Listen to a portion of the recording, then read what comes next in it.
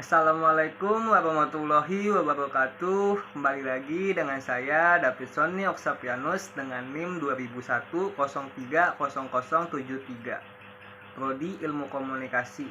Jadi di video kali ini saya akan menjelaskan materi mengenai seks bebas dengan tema remaja generasi Z rencanakan masa depan tanpa seks bebas.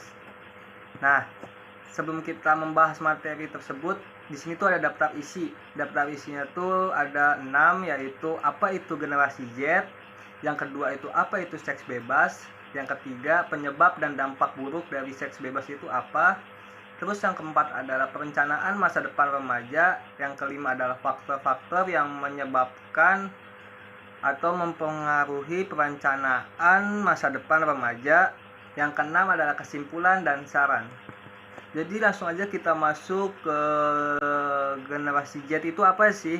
Nah, generasi Z itu merupakan generasi yang paling muda, yang baru memasukin angkatan kerja, lahir di antara tahun 1995 sampai 2010.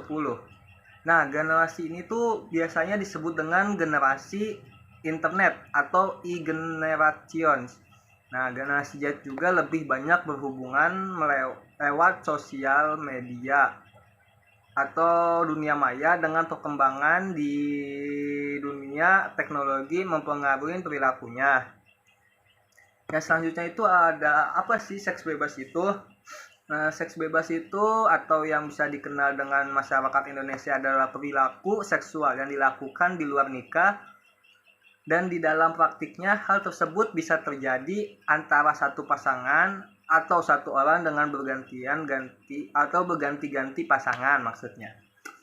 Parahnya itu hal ini juga dapat dilakukan tanpa komitmen atau bahkan tanpa ikatan emosional, termasuk ke dalam seks dalam pacaran, seks pernikahan, cinta satu malam, prostitusi, hingga bertukar pasangan dengan pasangan lain, atau bisa disebut dalam bahasa Inggris itu swinging. Nah, lanjut ke penyebab dan dampak buruk dari seks bebas.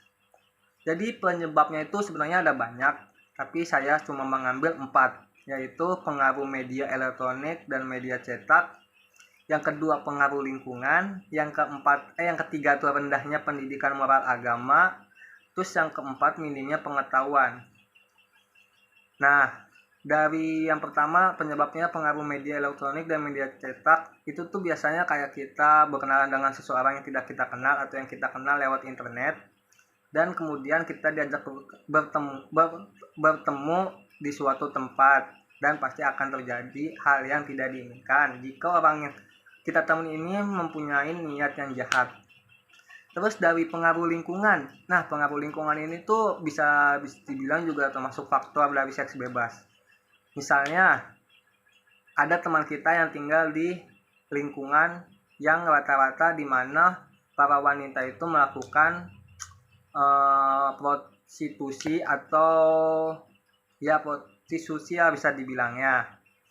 Nah, itu juga bisa masuk dalam hal penyebab dampak buruk dari seks bebas. Yang ketiga itu ada rendahnya pendidikan moral agama. Nah, maksudnya ini tuh kita rendahnya pendidikan moral agama tuh kita tidak kan seperti yang sudah dikatakan, zina atau perjinahan atau seks bebas dengan yang belum muhrim itu adalah haram. Terus yang keempat itu ada minimnya pengetahuan. Maksudnya dari minimnya pengetahuan itu pengetahuan akan dunia luar, pengetahuan akan orang lain, pengetahuan akan apa yang lainnya. Terus dampak buruknya nih, dampak buruknya juga sama, ada banyak, tapi saya cuma mengambil 4. Yang pertama itu ada terjadinya infeksi jamur, terus yang kedua itu ada kutil kelamin, yang keempat ada HIV atau AIDS, yang keempat itu ada gonore atau kencing bernanah. Nah, kencing bernanah itu lumayan serem juga ya. Selanjutnya adalah perencanaan masa depan remaja. Nah, ini yang perencanaan masa depan remaja itu terdiri dari menentukan umur ideal perkawinan pertama dan umur ideal memiliki anak pertama. Menurut wanita, umur ideal kawin pertama untuk wanita adalah 23 tahun.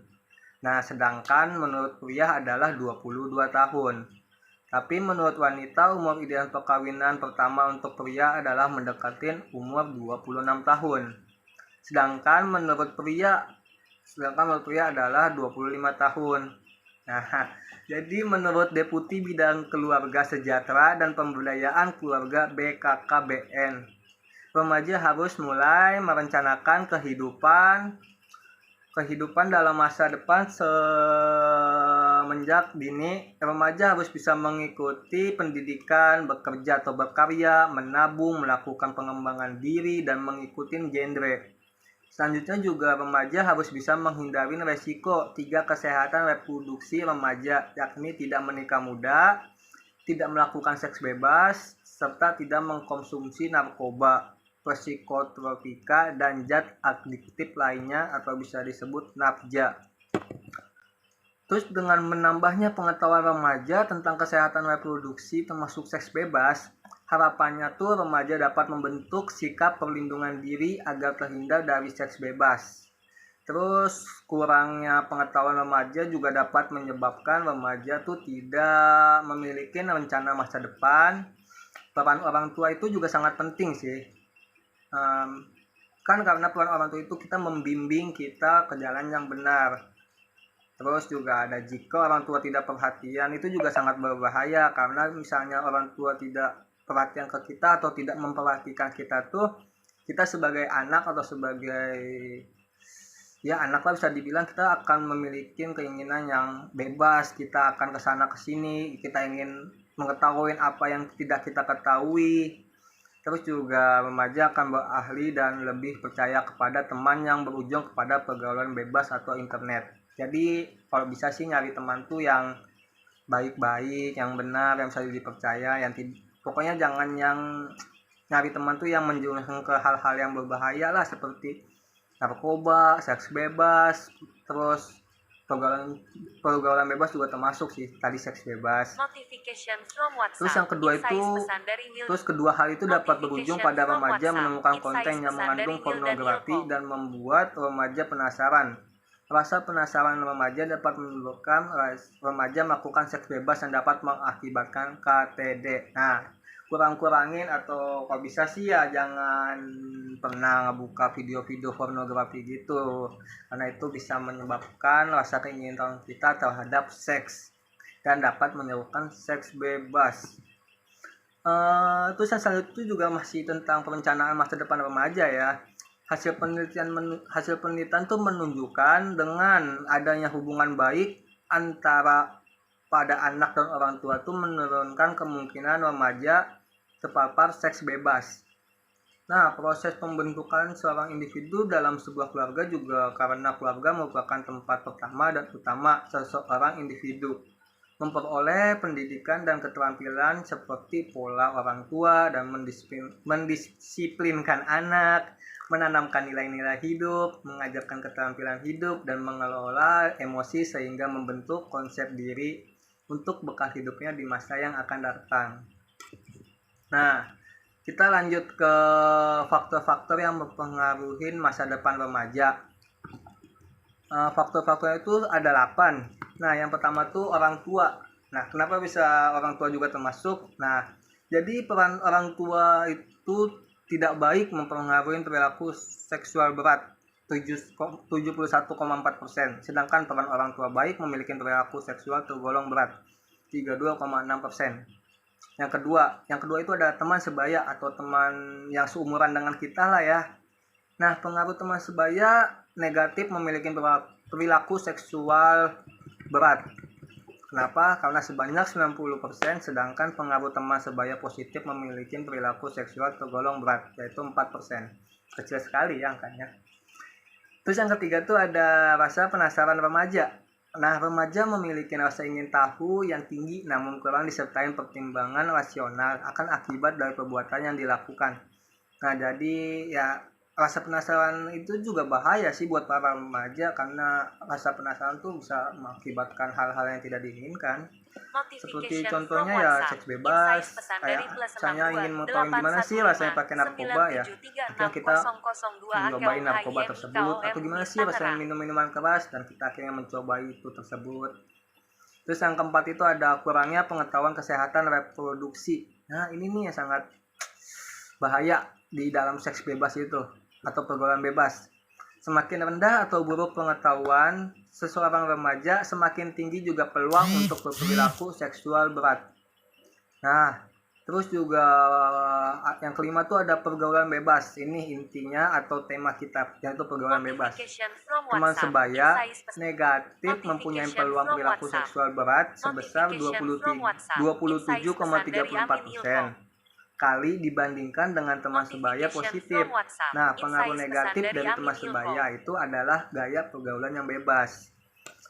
Terus yang selanjutnya ada lingkungan tempat tinggal. Nah, ini lingkungan juga bisa termasuk yang kayak tadi dibilang kan, kayak misalnya lingkungan kita tuh rata-rata orang-orangnya bekerja sebagai prostitusi. Susah banget diomonginnya ya.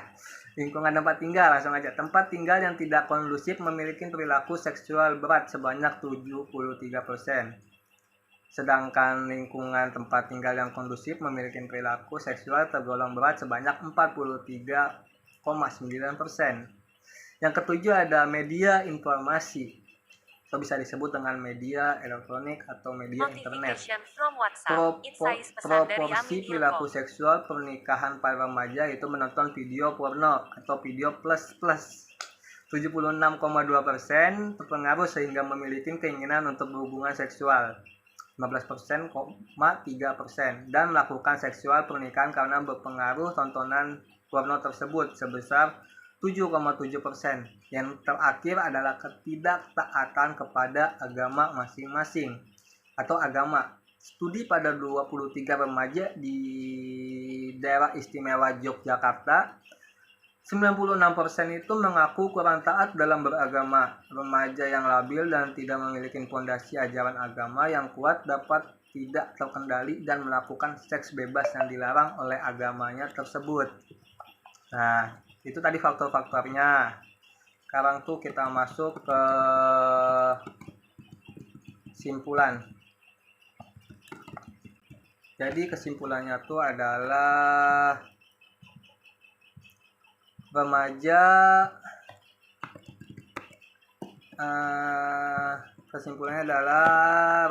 merupakan masa peralihan dari masa kanak-kanak menuju dewasa.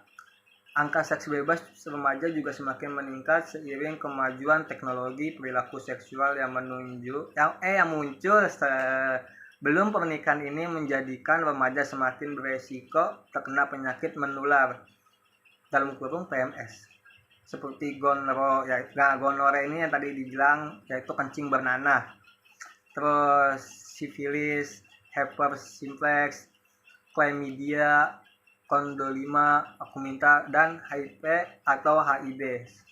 Nah, pendidikan kesehatan reproduksi juga menambahkan wawasan remaja dan menurunkan angka kejadian seks bebas remaja. Perencanaan masa depan remaja meliputi umur ideal perkawinan pertama dan umur ideal memiliki anak pertama. Nah, itu kesimpulan. Ya, kita masuk ke sarannya. Yaitu sarannya adalah setelah dilakukan penelitian ini, jadi kita tuh menyarankan kepada para remaja atau yang terutama tuh generasi Z, generasi anak-anak muda, untuk meningkatkan pengetahuan tentang kesehatan reproduksi dan adanya partisipasi aktif dalam PIKR atau youth cancer lainnya untuk meningkatkan kapasitas dirinya sehingga mampu merencanakan masa depan dengan baik. Jadi sekian, itu aja materi yang bisa saya sampaikan mengenai pergaulan bebas dengan tema generasi Z merencanakan masa depan tanpa seks bebas. Kurang lebihnya mohon maaf. Saya David Condok Siapianus. Wassalamualaikum warahmatullahi wabarakatuh.